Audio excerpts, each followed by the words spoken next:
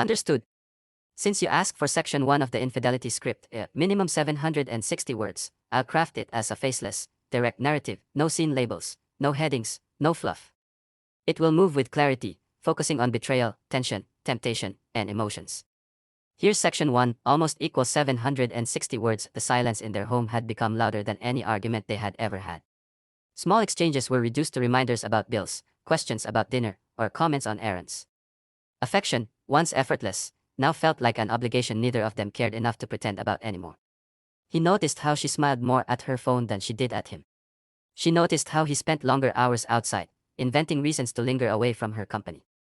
Both of them sensed the distance, but neither addressed it, because naming it would make it real, and neither had the strength to confront the truth. Head-on.it began innocently, or at least that was the excuse she whispered to herself the first few times. A colleague at work, Daniel, seemed to notice her in ways her husband no longer did. His compliments were subtle, never over the line, but the way his eyes lingered, the way his attention felt heavy on her, made her pulse race in ways she hadn't felt in years. She told herself she enjoyed the validation, nothing more. A little spark in an otherwise dim routine, harmless, controlled, manageable. But sparks, left unchecked, always threatened to become fire. When he first touched her wrist, it wasn't deliberate. Papers exchanged, fingers brushing, the warmth of his skin against hers. It should have meant nothing, yet she carried the ghost of that contact all day. She replayed it during dinner, while nodding absently to her husband's half-hearted recount of his day, her mind elsewhere. She felt alive, and guilty, but the guilt only deepened the thrill. That's how it always begins, the intoxicating mix of wrongness and desire. Meanwhile, her husband wasn't innocent either. He had grown close to someone too, though in a different way. A woman from the gym, Elena, with whom he shared long conversations before and after workouts. She laughed at his jokes, asked him about his goals, challenged him in ways his wife no longer seemed interested in. He told himself it was just friendship, but the time he spent crafting responses to her texts, the small rush he felt when her name lit up his phone, betrayed something deeper. He hadn't crossed the line physically yet, but the emotional tether was undeniable. Their marriage, in truth, was surviving on shadows. Two people under the same roof, hiding secrets in plain sight, both craving what they no longer gave each other. Nights spent scrolling, pretending to sleep, side by side yet worlds apart. Trust had become an unspoken casualty, and routine was the thin glue keeping the facade together. Neither wanted to be the first to admit that something was breaking, so both sought comfort elsewhere, quietly, carefully. For her, Daniel became the forbidden thought she carried into bed. She imagined what it would be like to let his hand stay on hers, to lean into the warmth instead of pulling back. She imagined his voice in her ear, the way he might touch her with the hunger she craved. Those thoughts made her heart race beneath the blankets, while her husband lay inches away, oblivious to the storm she was nurturing inside. She hated herself for wanting it, but the wanting only grew stronger with every encounter. For him, Elena became the mirror he needed. She made him feel younger, stronger, worth listening to. When she asked about his dreams, he realized he hadn't spoken about them in years. With his wife, conversations were practical, functional. With Elena, he felt seen. He found excuses to stay longer at the gym, even when his workouts were done, stretching the minutes into hours because those stolen fragments of connection felt more nourishing than anything waiting for him at home. Neither admitted it out loud, but both knew they were drifting closer to the edge. A point was coming where subtlety would no longer be enough, where unspoken thoughts would demand action. The tension in the air grew thick, unbreakable, and the guilt was no longer a deterrent. Guilt began to feel like part of the ritual, a companion to desire. They didn't stop because part of them no longer wanted to. The most dangerous part of betrayal isn't the moment it happens. It's the long silence before, the justifications, the half-truths you tell yourself to make the impossible seem harmless. She told herself she just needed to feel wanted again. He told himself he just needed someone to remind him he mattered. They convinced themselves it wasn't serious, not yet, nothing that couldn't be erased if they stopped now. But deep down, both of them already knew that lines, once blurred, are never fully redrawn. Their story hadn't reached its breaking point yet, but it was inevitable. Every choice they made in secret was a step toward that collision. A marriage cannot withstand two people living double lives. Trust doesn't survive in shadows. And though they didn't know when or how, they both sensed the reckoning was coming. One night, one truth, and nothing would ever be the same again. Word count 768. Do you want me to move forward and write section 2? Another 760 words, in the same style, picking up the escalation. Got it. Here's section 2 of the Faceless Infidelity script, written in the same tight, direct, no fluff style, with a minimum of 760 words. The shift happened slowly, disguised in the rhythm of ordinary days, until one decision tilted everything out of balance. She lingered longer in conversations with Daniel, their words slipping past work and into personal corners of their lives. What started as comments about long meetings or stressful deadlines turned into confessions about feeling unseen, unappreciated, forgotten. His responses weren't dramatic, but they carried the weight of someone who was actually listening. That kind of attention becomes addictive before you even realize it, and she was already hooked. Every smile he gave her felt like a secret gift, a reassurance she didn't know she had been starving for. Her husband, in turn, was deepening his own secret tether. Elena had become more than just a gym acquaintance. Their chat spilled outside of workouts, filling hours with small messages that made his days brighter. She asked questions his wife never thought to ask anymore, questions that made him reflect, laugh, and feel alive in a way he hadn't in years. When she teased him, when she complimented him, he caught himself replaying her words long after they had left his phone screen. His guilt wasn't strong enough to stop him, it merely sharpened the pleasure. He rationalized it by telling himself it wasn't physical. But desire rarely stays still, it grows, stretches, demands more. For her, the line blurred the day Daniel invited her out for coffee under the guise of a casual break. Sitting across from him outside the office, her pulse raced, not because of what they were doing, but because of what it meant. She laughed too much, leaned in too close, let his gaze linger without breaking it. Every second was a test of self-control she wasn't sure she wanted to pass. She told herself she was still in control, that she could walk away anytime. But the truth was, she had already chosen to stay. At home, the silences grew heavier. She caught her husband smiling at his phone once, and though he quickly hid it, the moment carved a hollow in her chest. She wanted to ask who it was, but didn't, because she knew her own secrets would collapse under the weight of such a question. That unspoken awareness built a fragile truce between them. Don't ask, don't confess, keep pretending. Both were guilty, both complicit, both playing a dangerous game in separate corners of the same house. He began skipping dinners more often, claiming late meetings or longer workouts. She began staying out later herself, blaming traffic or errands. They told themselves these lies were necessary, but the lies only widened the distance. The home became a place of cover stories, not comfort. What bound them together wasn't love anymore, but the routine of marriage, the inertia of shared years.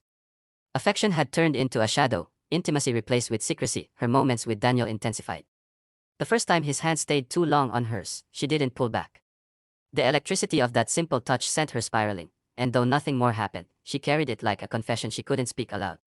Her heart betrayed her every time he leaned close, every time his voice dipped into softness. She began choosing her outfits with him in mind, not her husband, not even herself. Desire reshaped her choices, disguised as ordinary decisions, until everything she did was anchored to him. For her husband, Elena had become more than company, she was temptation in plain sight. He noticed how she adjusted her hair, how she laughed when their eyes met, how she seemed to understand him with effortless ease. He didn't cross the line, but he wanted to. The thought of it played in his head at night, filling the silence where his wife's voice used to be. He fantasized about the what-ifs, the possibilities, the release from the weight of disappointment at home. His longing wasn't for love, but for escape. Both of them told themselves they were victims of neglect, starved of connection in a marriage that had withered. They didn't see that their hunger was driving the very decay they resented. Trust had already eroded, the foundation was fractured. The marriage wasn't destroyed in one moment, but in countless small choices, each one pushing them further apart. She knew she should stop. She knew the thrill of Daniel's attention was dangerous, that every smile, every lingering look was building toward a moment. He sensed the fracture. My heart pounded with the terror of exposure and the shame of what I had become. I wanted to confess, to free myself from the prison of silence, but the cost was too high. To admit the truth would destroy not only my marriage but the bond between father and son. The damage was already irreversible, but speaking it aloud would make it permanent. I realized then that punishment wasn't always external. Sometimes it came from within, from the knowledge you carried like a poison that no one else could see. I had betrayed my husband, I had betrayed the role entrusted to me, and worst of all, I had betrayed myself. There was no undoing it, no clean way forward, only the quiet torment of living with what I had done. One night, staring at the ceiling in the dark, I whispered to myself that nothing would ever be the same. It wasn't dramatic, it was simply the truth. I had crossed a line that could never be uncrossed, and though the world outside my walls might never know, I would carry it forever. One night, one choice, and everything I thought I was, everything I believed about myself, had been rewritten in silence. Word count 770 white heavy checkmark. Would you like me to now put all 3 sections together into a single seamless 2,000-word story for your final version? Understood. Here's section 2, written as a direct, faceless narrative. No repetition from section 1, no headings, no scenes, straight to the point with minimum 760 words. Mark's absence became the pattern that defined the house, and with every passing day Ethan seemed to step more into the space his father left behind. It wasn't intentional at first, but the lines blurred slowly, until I could no longer pretend the connection between us was ordinary. When we were alone, the atmosphere grew heavier, as though silence itself carried meaning. I told myself to treat it lightly, to hold my role firmly, but my actions betrayed me. I lingered near him when I should have left. I asked questions that invited him to open up, and each response drew me closer to the place I swore I wouldn't go. He began speaking with a confidence I hadn't seen before. The same young man who had once seemed uncertain now looked at me with a steadiness that unsettled me. His words weren't reckless, they carried intent. When he told me I was the only one he could trust, the only person who understood him, I should have redirected the conversation, but instead I absorbed it. I let it fill a void I hadn't admitted was there. There was a moment, subtle yet irreversible, when he reached out to touch my hand. It was nothing more than a brush of skin, but it left a spark I couldn't ignore. My body reacted before my mind had time to protest. I didn't pull away quickly enough, and that hesitation was all he needed to know. He read me as clearly as I read him. The unspoken truth hung in the air, undeniable. The closeness grew bolder in ways I didn't stop. I told myself I was only guiding him, only offering comfort he lacked elsewhere, but it was a lie I couldn't even convince myself of. When he looked at me, it wasn't with the eyes of a son, and when I looked back, it wasn't with the eyes of a mother. It was hunger dressed as understanding, desire disguised as compassion. The day came when there was no one in the house but the two of us. I felt it before it even happened, the inevitability of it pressing in from every corner. He stood too close, his words carried more weight than before, and I could feel the pull tightening. He spoke of how different I was from girls his age, how I didn't laugh at his problem, how I made him feel normal when no one else did. I should have stopped him, but instead I let his words sink into me. They became a balm to the ache I had carried from Mark's neglect. I wanted to believe I was needed, that I was the answer to someone's struggle, even if it was wrong. The first kiss was not planned. It was desperate, clumsy, born out of restraint snapping under the weight of silence. For a second I froze, torn between running and surrendering, but the warmth of it pulled me deeper. Guilt burned even as my body leaned into him. I told myself it would stop there, that it was a single lapse, but that lie dissolved the moment his arms tightened around me and I didn't resist. Everything that followed was a blur of choices I can never take back. My mind screamed of betrayal, but my body betrayed me first. The closeness, the sound of his breath, the intensity in his voice when he said my name, all of it consumed me in ways I hadn't felt in years. I gave in, not as a wife or stepmother, but as a woman who had been starved of attention and connection. The barrier we weren't supposed to cross shattered completely, and once it did, there was no pretending we hadn't. After, the silence was deafening. I sat there with my heart racing, unable to meet his eyes, while he looked at me with a mixture of triumph and relief. He thought he had proven something, that he was no longer inadequate, that I had validated him in a way no one else could. For him, it was reassurance. For me, it was destruction. I wanted to tell myself it had been a mistake, that it would never happen again, but the truth pressed on me too harshly. I hadn't just slipped, I had leapt. I knew I would never see myself the same way again. The moment wasn't about helping him, it was about giving in to something inside me I had denied for too long. And now, the secret lived between us, growing heavier with every heartbeat. That night, when I lay in bed beside Mark, the weight of my betrayal made it hard to breathe. His hand rested carelessly near mine, the hand of a man who trusted me completely, who had no idea his own son had already crossed into forbidden territory with me. Every word he spoke felt like a knife, not because of what he said, but because of what I had done. I had broken something sacred, and though no one else knew it, I carried it in my chest like a brand that would never fade. Word count, 775 white heavy checkmark. Do you want me to move on and write section 3, 760 words, aftermath and unraveling, in the same sharp style? Understood. Here's section 1 of your script, written in a faceless, narration-driven style with minimum 760 words, keeping it tight, to the point, and emotionally layered without repeating or dragging. I was never meant to belong in their world. The Morgan house stood tall, polished, and distant, like something taken straight from a magazine cover. To me, it was only a workplace, a place where my hands scrubbed surfaces, folded clothes, and polished glass until I could see my reflection staring back. But behind the glass, behind the walls, there was a silence I couldn't ignore. I was Amelia Carter, the housekeeper. I entered each morning quietly, never overstaying, never asking questions. Yet, the more time I spent there, the harder it became to ignore the cracks hidden beneath all that perfection. From the outside, Daniel and Isabella Morgan looked untouchable. Wealthy, beautiful, admired by neighbors. People whispered about their perfect marriage, their glamorous life, the love they must have shared. Inside, I saw something different. Isabella was elegance personified. Her beauty was effortless, her presence commanding. She was the kind of woman people stopped to look at when she walked into a room, even if she said nothing.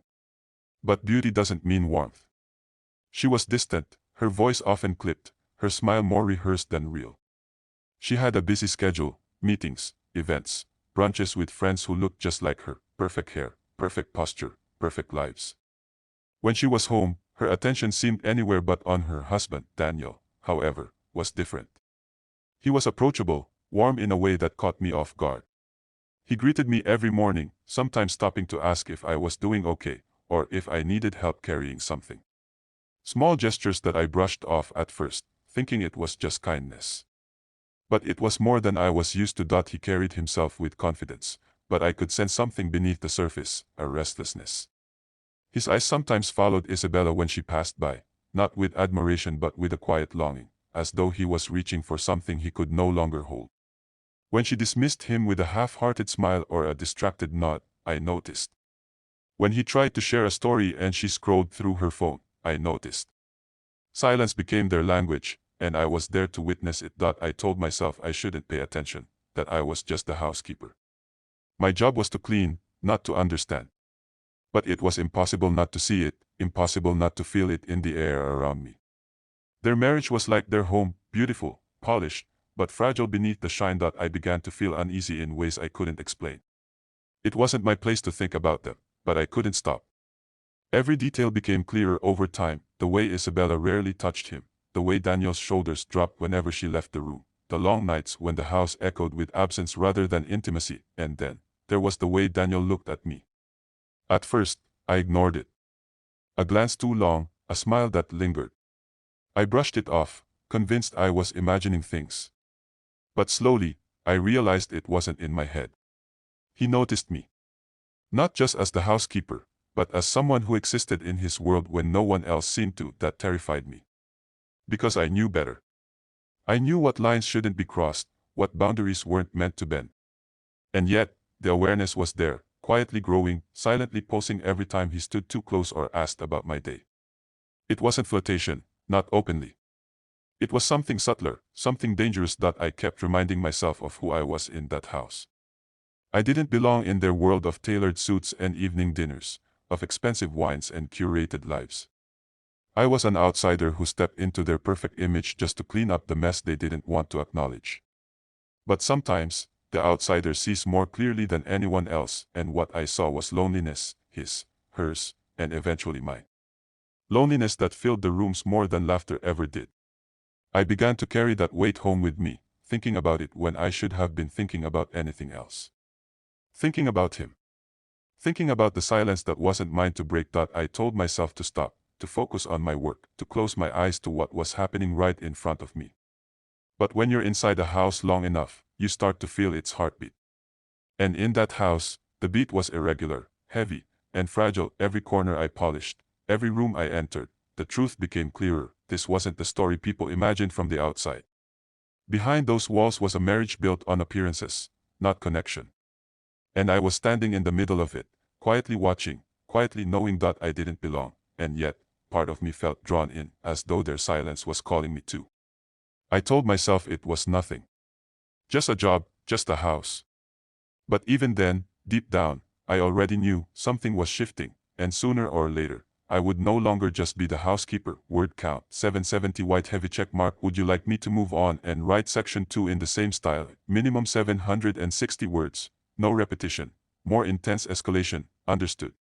Here's section 2 of your script, written in the same faceless, narration-driven style, with minimum 760 words, keeping it focused, tight, and layered with emotion without any unnecessary repetition. Days in the Morgan house began to change, though nothing was spoken aloud. Isabella's schedule grew longer, her absences stretching into evenings and nights.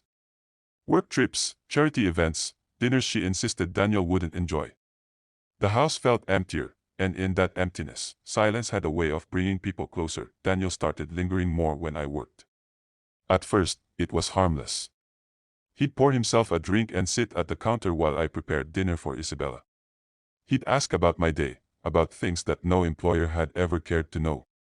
I tried to keep my answers short, polite, but there was something in his voice, something searching, that made me hesitate to walk away. I told myself it was loneliness. A man left too often in a house that looked more like a museum than a home. And yet, When he spoke to me, it didn't feel like the distant voice of a husband passing time. It felt personal. He asked about my family, my childhood, the dreams I never admitted out loud. He listened, really listened, as if my words mattered. It unsettled me more than it should have. Because I wasn't used to being heard, not like that. And with every conversation, a line I had promised myself I would never cross started to blur. The first time he stood too close, it wasn't deliberate. Or maybe it was. I had been stacking dishes, and when I turned, he was there, his hand brushing mine as he reached to help. The touch was fleeting, but it stayed long after he left the room. I replayed it in my mind, asking myself why it mattered, why it felt like something more. It happened again and again, in different ways. A hand on my shoulder when I bent to pick something up. His fingers grazing mine when he passed me a glass.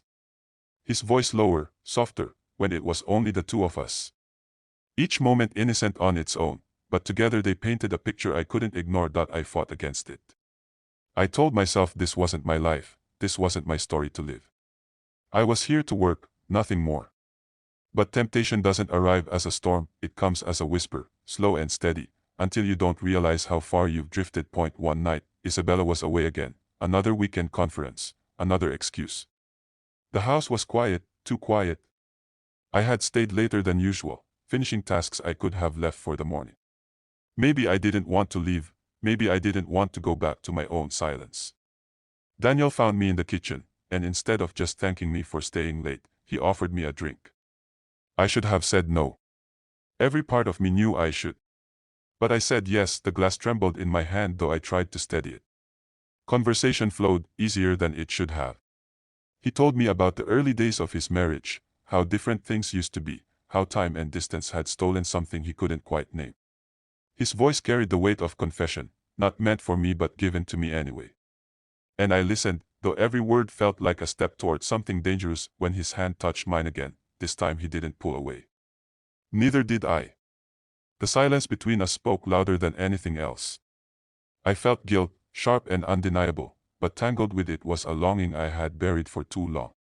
It wasn't just about him.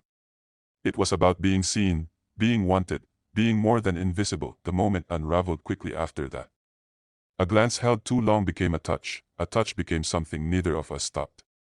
I told myself it would only be that one time, that the line had been crossed and could be buried again. But the truth was, once it happened, there was no going back. The house that had once been only work became a place of secrets. Every room felt charged, every corner holding memories I shouldn't have carried. My guilt grew heavier, but so did the pull. I told myself I could end it, that I should end it, but the lies were easier than the truth. When Isabella returned, everything looked the same on the surface. She moved through the house with her usual elegance, unaware of the cracks widening beneath her feet.